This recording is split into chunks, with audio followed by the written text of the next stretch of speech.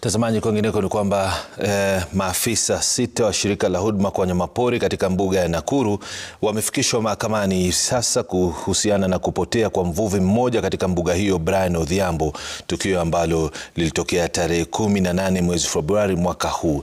Hem, tusikize mahakamani hivi sasa yanayojiri baada ya washukiwa hao kuweza kufikishwa mahakamani.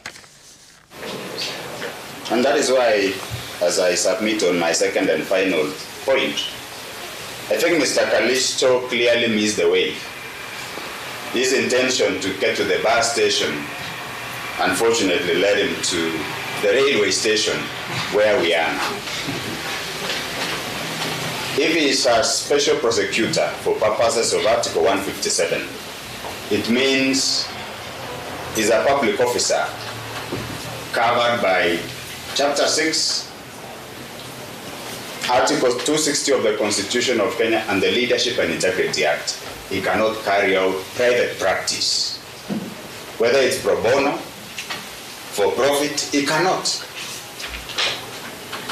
But he has an option of making an election. He can tender his resignation as a legal officer for KWS this afternoon. And then Your Honor could permit him, you have the power, you can permit him to proceed to defend the accused persons now as a private practitioner. Respectfully submitted. Yeah.